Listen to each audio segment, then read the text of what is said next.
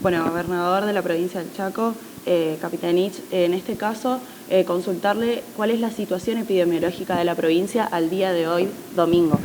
Bueno, nosotros hoy domingo 26 de abril tenemos efectivamente comprobados 298 casos, de los cuales efectivamente hemos tenido más de 2.060 casos que han sido descartados y tenemos algunos casos en estudios y obviamente más recuperados, de cerca de 91 recuperados, 195 activos. Hemos tenido lamentablemente 12 personas fallecidas. Pero tenemos efectivamente dentro de los 195 activos confirmados, 182 casos leves en procesos de aislamiento individual y tenemos 13 que son moderados y que objetivamente están en establecimientos habilitados o en aislamiento de carácter preventivo. Así que nosotros tenemos realmente una capacidad instalada para atender, inclusive hemos realizado hoy domingo un simulacro de carácter presencial, ya habíamos hecho un simulacro de carácter por sistema, con lo cual nos permite ver exactamente para 120 casos en forma rápida atender las distintas modalidades para casos leves con aislamiento individual, para casos leves con aislamiento comunitario, para casos efectivamente moderados y distintas tecnologías de acceso y de tratamiento, y también, por supuesto, para los casos que consideramos más críticos. Así que, objetivamente, nosotros estamos mejorando desde el punto de vista de la capacidad de atención del sistema sanitario. En definitiva, en la provincia del Chaco la situación era extremadamente complicada para el 17 de marzo del año 2020, o sea, cuando empezamos con los efectos y las consecuencias de la pandemia. Nosotros tuvimos los primeros casos registrados el día 9 de marzo, con certificación efectivamente y su confirmación, sobre la base de 2 personas provenientes de España, que el 28 de febrero ingresaron a la República Argentina, el 5 de marzo tuvieron la primera manifestación de síntomas en la provincia, el 6 se hizo el hisopado correspondiente, el 9 tuvimos la confirmación de los casos y obviamente tuvimos un efecto de propagación por contactos estrechos y naturalmente tuvimos las consecuencias de circulación comunitaria progresiva. Dentro del total de municipios que tenemos en la provincia, que son 69, nosotros consideramos que efectivamente son 9 los municipios que, si bien se anotan o se registran más casos de otros lugares, pero en definitiva nosotros hacemos la clasificación depurada, esto es, no por tener domicilio en una localidad los casos son de la comunidad, sino muchas veces se fija domicilio en la localidad, pero viven en otros lugares o contrajeron efectivamente el contacto estrecho en otros lugares. Entonces, nosotros objetivamente hemos hecho un gran esfuerzo, obviamente con la gran ayuda de las autoridades sanitarias nacionales, y del Presidente de la República, del Ministro de Salud Pública de la Nación, a los efectos de generar, con esfuerzo propio también de la provincia, una fuerte inversión de casi 3.000 millones de pesos con personal, infraestructura edilicia, tecnología, adquisición de medicamentos, insumos, etcétera, para estar preparados para el efecto de esta pandemia. Entonces, lo que podemos sintéticamente decir es lo siguiente. Primero, la tasa de contagio se ha reducido drásticamente en la provincia, hasta llegar a 2,2, 2,3% hoy, eso es un muy buen indicador.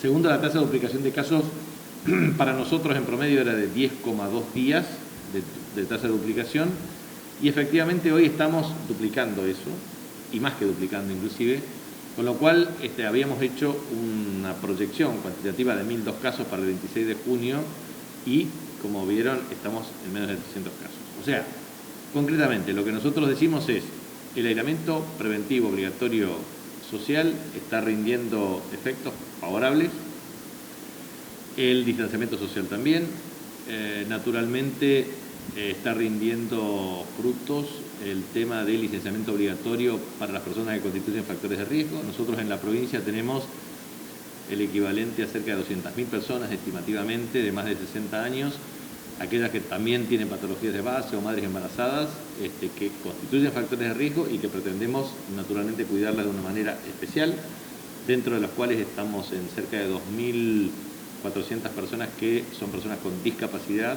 que obviamente necesitan una mejor atención Y por supuesto tenemos aquellas que tienen certificado de único de discapacidad, que son cerca de 26.000 personas en la provincia del Chaco, que también tienen un riguroso proceso de comunicación con el Instituto de Discapacidad de la provincia. Entonces, concretamente, lo que nosotros podemos decir es que afrontamos los efectos y las consecuencias de una pandemia. Hemos puesto el dispositivo del sistema sanitario, tanto público como privado, en coordinación a los efectos de resolver la problemática. Hemos tenido una tasa de letalidad que hoy es equivalente al 4,2%, inferior a la media nacional, pero que obviamente nos preocupó severamente porque de los 12 casos, 11 fallecieron en general en el sector privado y producto también de una atención rigurosa de pacientes que tenían casos de criticidad relativa. Así que lo que nosotros estamos haciendo es un esfuerzo de perfeccionar la organización para no solamente aumentar la tasa de duplicación de casos, disminuir la tasa de contagio, preparar y entrenar más adecuadamente el sistema sanitario y hacer un seguimiento que nos permita definitivamente morigerar el impacto de la curva. Obviamente es un contexto de alta incertidumbre. Uno nunca puede estar absolutamente seguro de nada, sino simplemente de hacer un seguimiento día a día con proyecciones cuantitativas y observar la tendencia. La tendencia es positiva. Los datos cuantitativos nos indican que efectivamente estamos cumpliendo con las previsiones.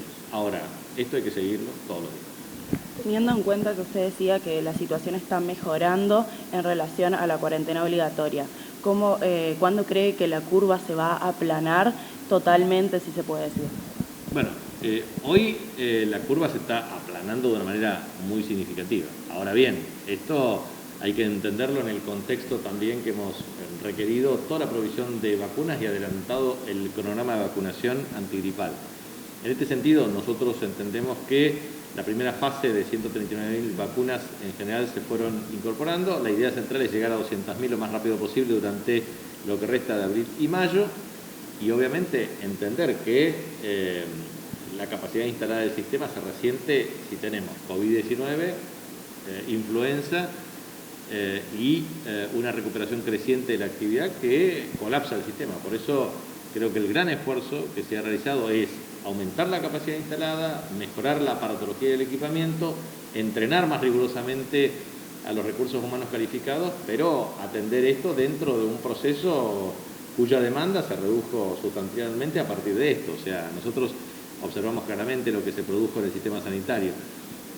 Ahora otra vez se tienen que hacer rigurosamente aquellas cirugías que fueron reprogramadas para casos de mayor gravedad relativa. Hemos observado que la menor circulación impactó desde el punto de vista de menor número de accidentes y en consecuencia las unidades de terapia intensiva están mejor preparadas para atender estos casos de COVID-19. En tercer lugar, hemos observado también que se redujeron los índices de ocupación de camas dentro del sistema de salud pública y a su vez también de consultas dentro del sistema sanitario. Entonces, esto no va a ser así todo el tiempo y entonces el sistema entra en tensión cuando aumenta drásticamente la demanda y la capacidad instalada en términos de oferta es reducida. Por eso la interacción con el sistema entre el sector público y el sector privado, la capacidad de establecer una coordinación del uso de la capacidad instalada para atención de casos clínicos, de casos críticos y de tener un proceso de clasificación entre pacientes leves que requieren un aislamiento domiciliario o pacientes leves que requieren un aislamiento de carácter comunitario, a partir del cual es necesario organizar perfectamente el número de camas y las instalaciones correspondientes. Nosotros hicimos un primer relevamiento de 310 camas, después de 610 camas, y esto es dinámico porque los municipios también aportan lo suyo, toda la red de hotelería también, instituciones deportivas, clubes, etcétera, y hoy podemos tener claramente una capacidad para irnos de 600 a 1000, e inclusive con el Ejército Argentino, interactuando en el Comité de Operaciones de Emergencia, tenemos 5 carpas disponibles, y a su vez también tenemos la carpa de emergencia que tenemos dentro del sistema sanitario provincial. Entonces, lo que hacemos es utilizar la capacidad instalada del sistema y combinar de un modo óptimo la infraestructura con el objeto de llegar al mejor número de pacientes, al mayor número de pacientes con la mejor calidad. Bueno, teniendo en cuenta los permisos y las restricciones que anunció ayer el presidente Alberto Fernández, ¿cómo sigue la situación aquí en la provincia, ya que él manifestó que le iba a dar el permiso a los gobernadores para que tomen decisiones sobre las decisiones ya tomadas? Exactamente. Bueno, nosotros tenemos una agenda cuya vinculación es sistemática y permanente, con el jefe de gabinete de ministros, con el propio presidente de la República, con el ministro de Interior. En consecuencia, nosotros en la provincia hicimos la presentación el viernes próximo pasado ante el jefe de gabinete y ante el ministro de Interior y la Secretaría de Provincias un modelo de decreto y obviamente un sistema de lo que se denomina cuarentena o confinamiento o aislamiento social preventivo obligatorio administrado. Entonces, ¿qué significa eso? Significa que nosotros pretendemos claramente convalidar un criterio de clasificación de la provincia en 69 municipios, 60 que obviamente no han presentado lo que se denomina técnicamente circulación comunitaria y 9 que sí. Entonces, los 9 tienen lo que sería un mapa de zona roja, dividir la provincia en zona roja, zona amarilla, zona verde. Dentro de esa modalidad de clasificación, ir generando las condiciones de flexibilización de determinado tipo de actividades.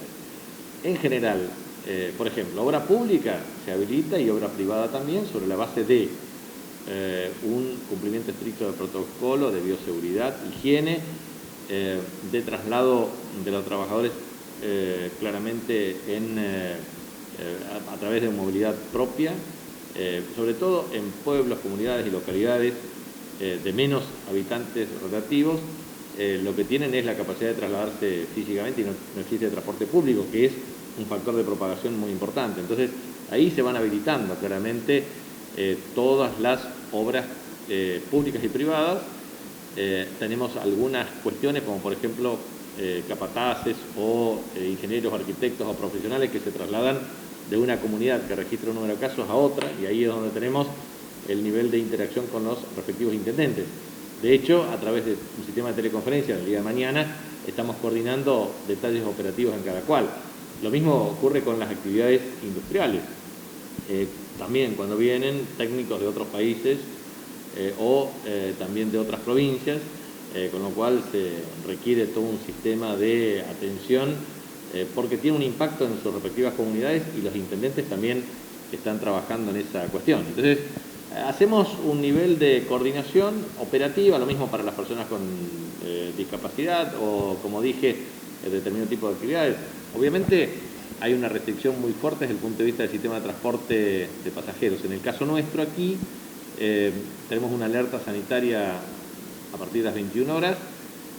Nosotros de 21 a 5 horas de la mañana no tenemos transporte público de pasajeros. Después el transporte público se reinicia con un protocolo de bioseguridad e higiene, restricción del número de pasajeros por unidad y a su vez una frecuencia de 1 hora. Entonces, lo que hacemos es desincentivar el uso de transporte público de pasajeros, lo mismo que el sistema de transporte de media distancia, del mismo modo también de larga distancia, lo mismo que el tema de los aeropuertos y su uso y obviamente los vuelos de las distintas compañías aeronáuticas. Entonces, lo que queda claro es que sigue hasta el 10 de mayo un proceso de restricción y un modelo que permite ir administrando la cuarentena con una estrategia focalizada, protegiendo claramente a las personas que constituyen factores de riesgo.